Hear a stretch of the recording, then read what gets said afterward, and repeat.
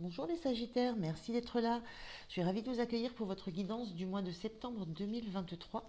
Donc lecture générale, intuitive toujours, hein, ne prenez vraiment que ce qui fait écho en vous, que ce qui résonne. Donc voilà, donc j'ai déjà tiré trois cartes d'oracle, des énergies d'oracle. Je vais regarder avec les arcanes majeures du tarot, l'énergie avec laquelle vous entrez dans ce mois de septembre. On regardera ce qui sort au niveau des cartes oracles. Je prendrai ensuite le tarot pour regarder le domaine pro et le domaine sentimental. Et puis je reprendrai une carte du tarot pour regarder avec quelle énergie vous quittez ce mois de septembre.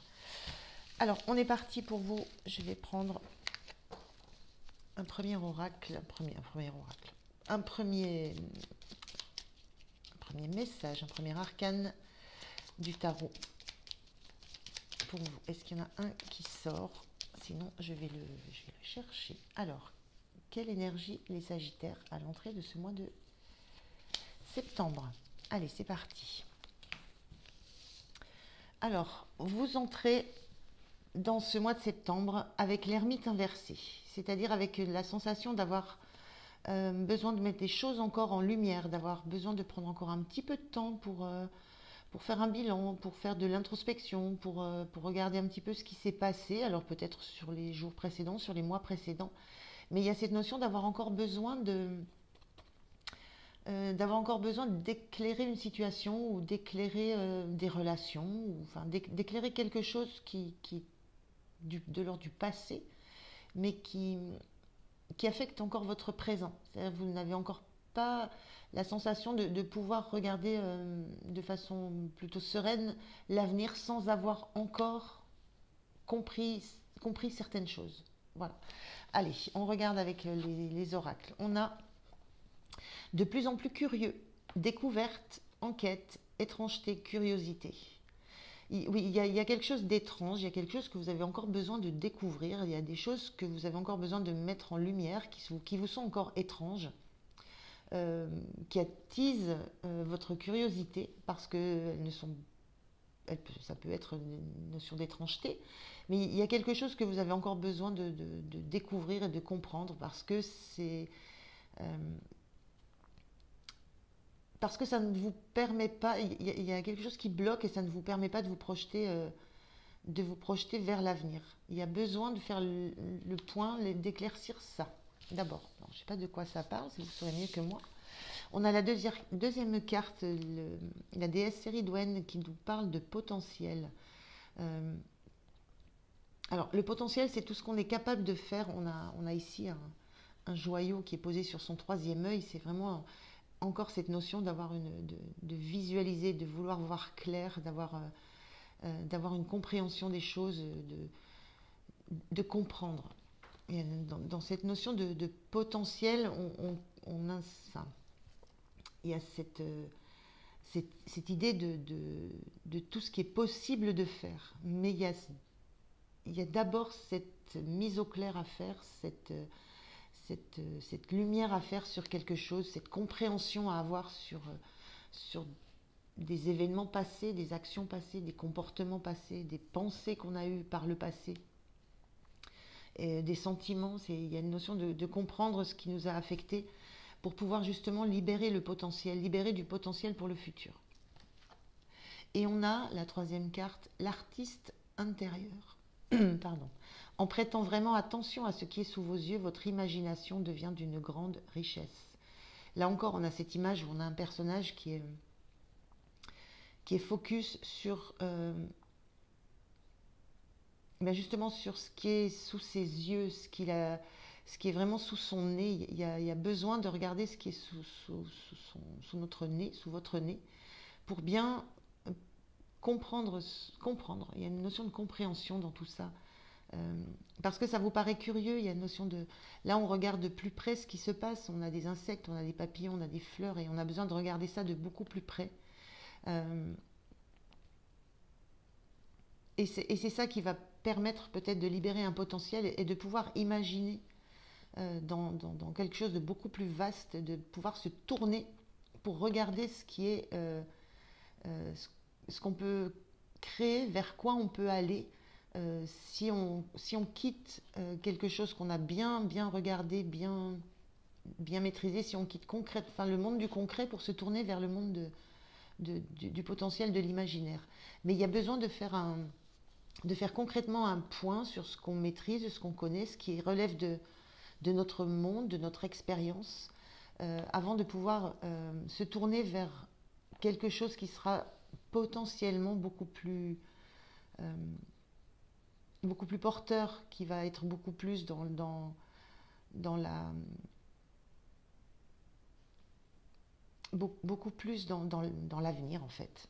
Se tourner vers l'avenir, il y a vraiment cette sensation-là. Faire le jour, faire la lumière sur des blocages ou des choses encore pesantes qui sont derrière vous, mais qui empoisonnent votre présent, pour que vous puissiez, quand ça sera bien compris, quand vous aurez bien intégré la notion du présent, de ce qui est concrètement dans votre présent et qui vient du passé, pour pouvoir vous tourner vers un avenir qui pourra laisser libre cours à votre imagination et à tout le potentiel que ça va pouvoir donner. Voilà, j'ai un petit peu ça sur ces énergies-là. On va regarder au niveau pro, si on retrouve un petit peu cette notion d'attente, d'introspection, d'analyse. Alors, ce que je fais, je prends une première carte sur le général du pro, une deuxième sur ce qui va vous soutenir et une troisième sur le point de vigilance. Et je remettrai des cartes sur le général. Alors, dans le domaine du pro, pour les Sagittaires, septembre, ce qui va les aider, ce qui va être le point de vigilance. Ok. On regarde le dos de deck. On a la tempérance. Là, il y a cette sensation avec la tempérance. On est sur une carte de guérison et sur une carte qui parle de complémentarité, de mettre de l'eau dans son vin, d'arriver à faire fonctionner deux choses, deux énergies, deux équipes, deux membres dans l'équipe de travail qui, a priori, ne pourraient pas fonctionner ensemble. On arrive à faire fonctionner des choses qui sont opposées. On arrive à faire que ça devienne fluide. On arrive à guérir les conflits. Des conflits entre du concret, de l'émotionnel. On va regarder ce que ça dit. Au niveau du pro, on a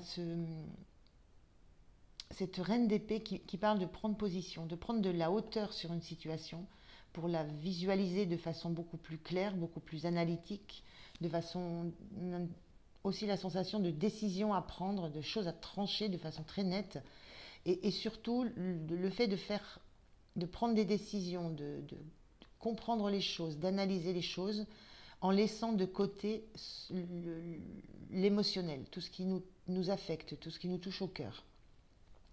La reine d'épée, ça ne veut pas dire qu'elle n'a pas d'émotion, qu'elle n'a pas de ressenti. C'est pas ça du tout, c'est qu'elle est capable de faire la distinction entre ce qui relève des décisions qu'elle doit prendre avec objectivité et ce qui la touche de façon émotionnelle. Elle ne mélange pas les deux. Elle est capable de prendre suffisamment de recul et de hauteur pour prendre des décisions parfaitement argumentées, parfaitement analysées, parfaitement objectives.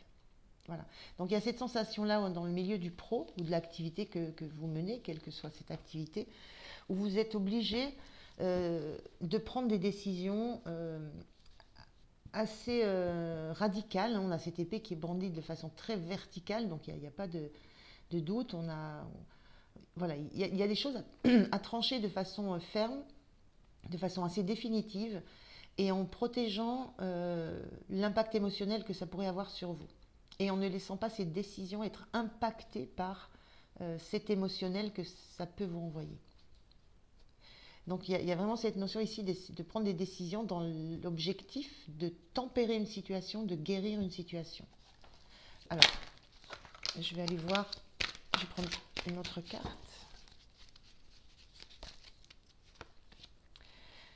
Et on a ce cavalier de denier, c'est cette notion d'avancer doucement.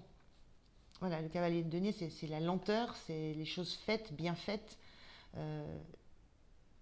Moi, j'ai la sensation qu'il y a des choses qui ont déjà été faites par le passé, euh, des choses qui ont été faites, bien faites, et vous n'avez pas à revenir dessus. Vous ne voulez pas revenir sur ce qui a déjà été déterminé, sur ce qui a déjà été acté dans la matière. Il y a peut-être de ça, il y a peut-être des remises en question d'un, d'un rythme peut-être de travail, il y a des remises en question d'une, d'une façon d'envisager les étapes peut-être d'un projet. Il y a des remises en question et vous devez trancher sur ça de façon claire euh, et affirmer que vous êtes en accord parfait avec ce qui a déjà été mis en place, ce qui a déjà été fait. Je vais prendre une troisième. Sensation que vous devez réaffirmer votre position, votre positionnement, votre posture.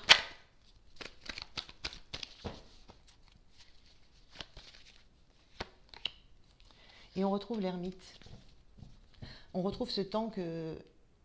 C'est pareil, l'ermite, c'est lent, on regarde ce qui a été fait derrière. Et il y a avec cet ermite ici, vous avez pris le temps, il est à l'endroit, hein, je vous rappelle que cet ermite ici était inversé, là vous avez pris le temps justement d'analyser, de regarder toutes les étapes qui ont été franchies, de regarder comment le travail a été fait, comment les activités ont été menées, quelles décisions ont été prises, comment elles ont été prises. Vous avez mis tout ça en lumière pour vous apercevoir que ça a été fait dans les règles, dans l'ordre des choses, qu'il n'y a pas besoin de revenir sur ce qui a été fait. Donc ça, c'est mis en lumière, vous avez pris ce temps de réflexion, et c'est ce qui vous donne la capacité maintenant de trancher en toute objectivité et d'être complètement assuré dans votre posture et assuré dans votre décision.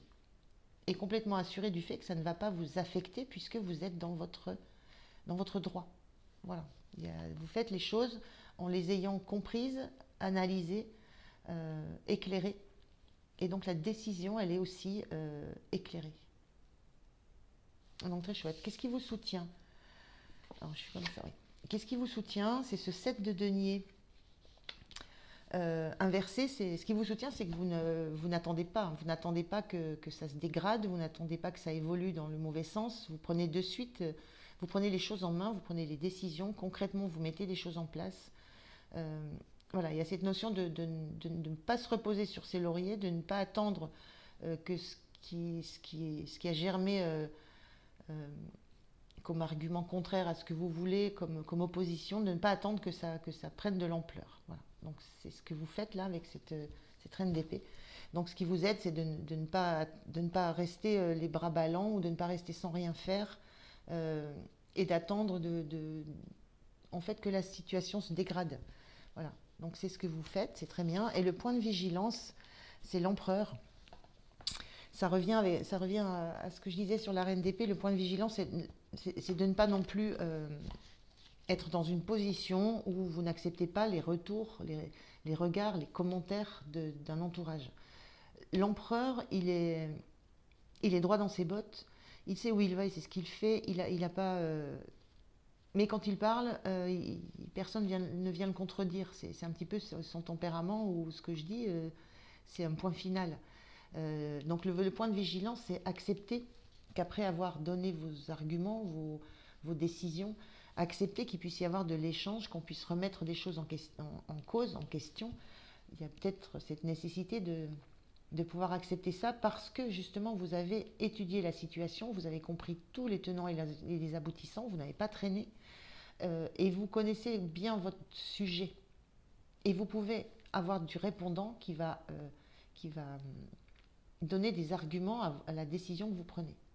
Donc le conseil, le point de vigilance, c'est de ne pas rester dans une position un peu rigide face à des retours que vous pourriez avoir suite à cette prise de position. Mais vous maîtrisez tellement votre sujet, vous l'avez tellement analysé, décortiqué, vous avez pris ce temps-là, que rien ne peut vous déstabiliser. Ni dans l'analyse que vous en avez faite, ni dans l'émotionnel que ça aurait pu générer, si ça n'avait pas été aussi clair et net dans votre esprit.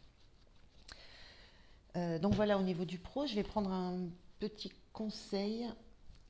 Alors, conseil de la sagesse d'Akasha. Un petit conseil pour les Sagittaires, s'il vous plaît. Merci. On a les tensions du monde extérieur sont le reflet de vos propres tensions qui ne demandent qu'à être mises en lumière pour être réaligné. Alors, ça peut vouloir dire... moi, ce que ça m'inspire, c'est que il y a vraiment il y a une tension. Il y a une tension dans le milieu du pro que vous avez ressentie en vous et que vous avez ressentie à l'extérieur. Les tensions du monde extérieur, le reflet de vos propres tensions, c'est parce que peut-être vous avez mis le doigt sur des choses qui ne vous satisfaisaient pas, ou des dysfonctionnements, ou des comportements qui ne vous satisfaisaient pas. C'est peut-être le fait que ça vous ait mis vous en tension, que ça ait créé cette tension au niveau d'un environnement de travail. Mais vous n'avez pas lâché le morceau, vous n'avez pas attendu que ça s'envenime, vous avez pris les décisions, vous avez pris la main dessus très très vite. Donc voilà, donc vous avez, en fait, vous vous êtes réaligné à vous avec ce que vous pensiez, ce que vous saviez des choses. Donc il y a eu ce réalignement et vous allez accepter des nouvelles tensions suite à ce positionnement que vous avez pris, mais en étant très assuré. Donc voilà, il y a un petit peu cette notion-là, c'est que peut-être que vous êtes à l'origine de tensions extérieures, mais parce que vous avez analysé un environnement et que ça a généré en vous de l'insatisfaction et de la tension. On regarde maintenant au niveau sentimental. Allez, je vais partir sur le même schéma de cartes.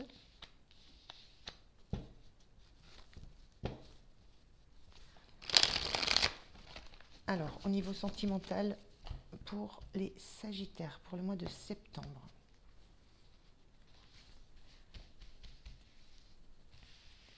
Alors, une carte pour l'énergie générale du sentimental pour les Sagittaires pour septembre. Ce qui va soutenir. Et le point de vigilance. Voilà, je regarde le dos de deck de suite. En dos de deck, on a le pendu inversé. C'est-à-dire que vous avez... il y a la notion d'avoir regardé une situation sous tous ses angles, sous toutes ses coutures, et ce temps est terminé. Là, voilà, on n'est plus dans un temps d'analyse, de regarder des choses, on est dans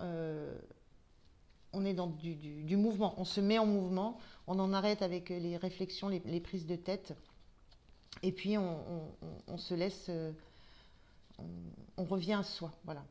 Donc il y a un temps de pause sur une situation qui s'est terminée. On l'a regardé sous toutes ses coutures. On arrête de se prendre la tête. Là, on a un 2 de coupe. Un 2 de coupe inversé. Qui parle en fait... Enfin, le 2 de coupe parle d'une rencontre en général. Le 2 de coupe est inversé ici. Moi, ce que je ressens, c'est qu'il n'y a pas de rencontre à proprement parler. Il n'y a pas de... soit il n'y a pas de rencontre, soit il y a une difficulté dans une rencontre, dans un lien. Soit il y a quelque chose de l'ordre de la différence qui n'est pas acceptée dans une relation. Peut-être qu'il y a cette notion de différence dans cette carte. Et peut-être qu'il y a une prise de conscience d'avoir regardé les choses sous toutes les coutures. C'est peut-être de voir un peu ce que ça génère, le fait de sentir qu'il y ait autant de différences peut-être dans l'appréhension de ce qu'est une relation, peut-être dans l'avenir envisagé, dans le fait de la définition même d'une relation. Je vais prendre une autre... Je vais en prendre une carte. On a le 3 de coupe. Oui, on sent il y a inversé.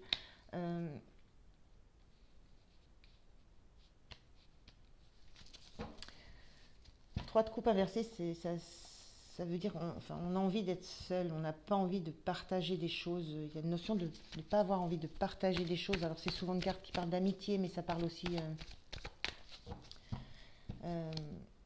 ça peut parler de tierce dans une relation, mais là elle était inversée. Donc c'est pas une histoire de tierce dans une relation d'une autre personne. Une tierce, c'est quelque chose qui vient perturber une relation. Ça peut être une personne, ça peut être un travail trop prenant, ça peut être un hobby, ça peut être quoi que ce soit. Il n'y a pas la notion de tierce dans cette relation.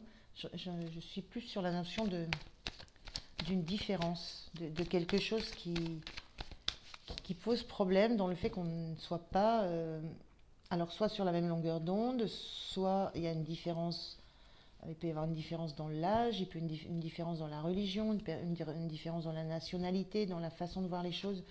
Il y a une différence qu'on n'arrive pas à harmoniser. Il y a quelque chose qui est compliqué à harmoniser.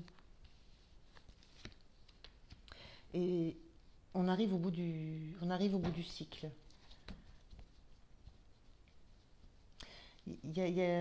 On arrive au bout d'un cycle où on s'est beaucoup questionné, on s'est beaucoup pris la tête, où on a beaucoup pris sur soi aussi, et on arrive au bout et on a envie de se libérer un peu de tout ce qu'on peut entendre de l'extérieur. Alors, est-ce que c'est une différence? Est-ce que c'est des particularités peut-être de chacun d'entre vous dans la relation qui fait que vous avez beaucoup subi de l'extérieur et que vous n'avez pas trouvé du soutien? Il y a aussi cette notion d'amitié. Cette carte était inversée, hein, la notion peut-être de ne pas avoir trouvé de soutien amical dans votre entourage. Euh, mais il y a cette notion-là d'une relation d'une rencontre qui a été compliquée et qui a généré beaucoup de médisance, j'entends, beaucoup de médisance, et qui n'a pas reçu le soutien euh, que vous en auriez attendu. Alors on va voir ce qui peut être soutenant pour vous. C'est là, je suis bête. Ce qui peut être soutenant, c'est moi j'ai envie de vous dire de vous battre, de défendre vos convictions, d'aller, de viser, de viser plus haut que les autres. La notion de vous battre. Les 5 de bâton, c'est une notion de conflit, mais ça peut être aussi de solidarité pour atteindre un objectif. Il y a la notion aussi là peut-être d'être solidaire l'un avec l'autre pour atteindre l'objectif que vous souhaitez, qui est un petit peu... on a un feu ici, on veut toucher le feu, on veut atteindre la passion, on veut atteindre ce qui nous anime. Il y a peut-être cette notion-là de vous battre, de continuer à vous battre, de vous battre envers et contre tous pour atteindre ce que vous souhaitez atteindre.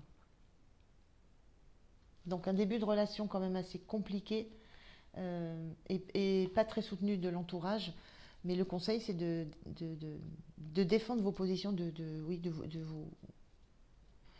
vous battre, peut-être sans compter sur les autres, d'essayer de gagner votre flamme. Le point de vigilance, c'est ce 4 de bâton inversé. Le point de vigilance, c'est... alors, ce 4 de bâton, c'est la notion de faire la fête. Il y a deux amis qui font la fête. Mais là où ça pourrait être stable, protégé, c'est vide. Ça m'a toujours fait cet effet-là, cette carte-là. Donc, en point de vigilance, quand elle est inversée, j'ai la sensation de dire ne quittez pas... c'est presque ne quittez pas le nid, ne quittez pas ne quittez pas le lieu où vous vous sentez protégé, où vous sentez qu'il y a de la stabilité. Ne quittez pas une sorte d'endroit où vous vous sentez en protection, où vous vous sentez protégé des autres.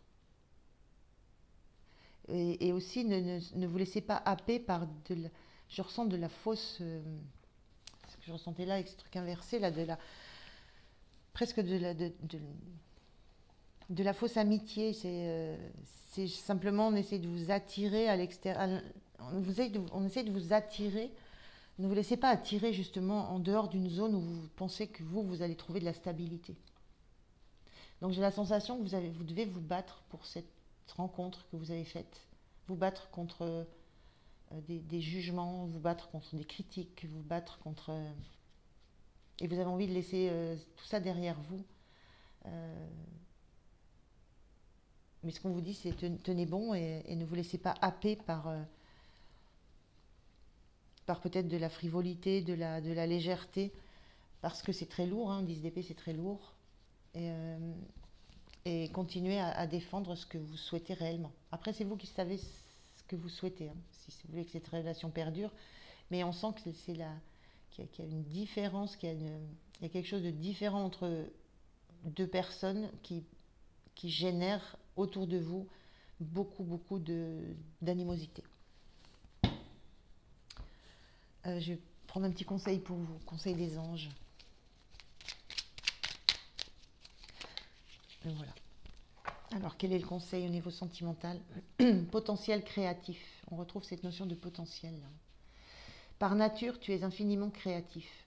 La vie est un océan de créativité qui attend de s'écouler à travers toi. Tu es libre d'exprimer tous les désirs de ton cœur. Il y a cette notion de liberté là qui est très forte, c'est se sentir libre de vivre la relation qu'on souhaite avec la personne qu'on souhaite, euh, quelle que soit sa différence. Voilà. Et il y a cette liberté d'exprimer ce désir et de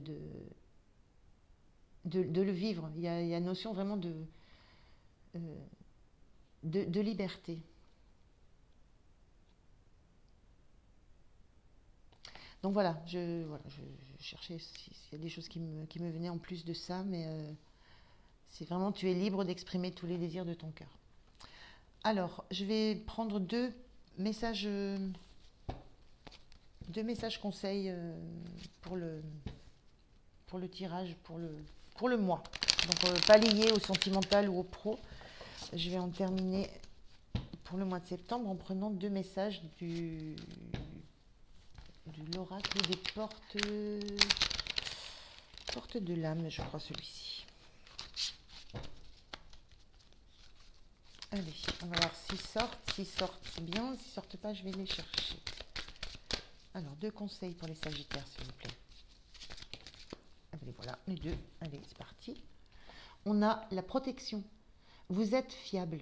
Comptez sur vous et des aides se manifesteront comme par enchantement. Donc, vous êtes fiable. Croyez en vous, croyez en ce que vous voulez créer, croyez aux relations que vous voulez faire naître. Il y a certainement, moi ce que je ressens là avec des aides se manifesteront comme par enchantement, c'est qu'à un moment donné, toute cette combativité que vous mettez en œuvre, toute cette, cette détermination à vouloir aller vers votre objectif, aller vers votre passion, hein, ce feu-là, ça va peut-être transmuter un petit peu la manière dont va réagir l'environnement et peut-être qu'au lieu d'être bloquant, ils vont peut-être devenir soutenants. Peut-être que ce 4 de bâton, cette fête, les invités vont peut-être rejoindre la fête. Voilà. Il y a un petit peu ces notions-là. Et soyez, donc vous êtes fiable. Et on a l'injustice. Laissez les déceptions de côté.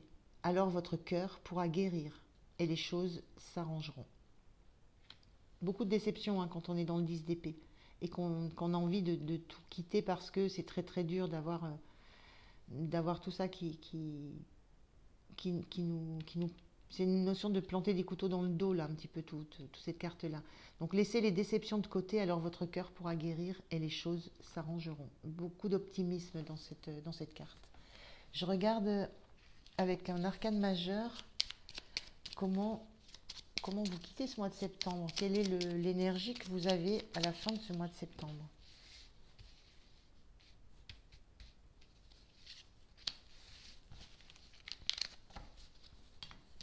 Alors, qu'est-ce qu'on nous dit? On a le soleil inversé. Il y a encore des choses à mettre en lumière. Tout n'est pas lumineux, tout n'est pas rayonnant.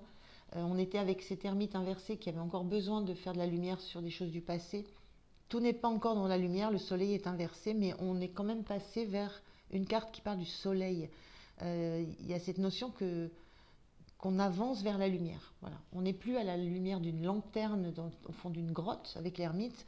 On est passé à un soleil inversé, d'accord, mais déjà un soleil, on arrive vers le jour, on arrive vers cette lumière, vers cet éclaircissement, vers cet éclairage, vers cette ouverture. Et il y a encore besoin de temps, certainement. Mais on passe quand même de la lumière d'une lanterne de grotte à un bientôt soleil, c'est-à-dire un soleil qui commence à se montrer. Donc on est vraiment dans une carte, les choses s'arrangeront, on va vers du meilleur, on va vers du bon et on va vers du positif. Voilà les Sagittaires, écoutez, je vous remercie de m'avoir écouté. Moi, je vous souhaite de passer un très beau mois de septembre. Euh, voilà, merci en tout cas d'avoir été là et je vous dis à très bientôt. Au revoir.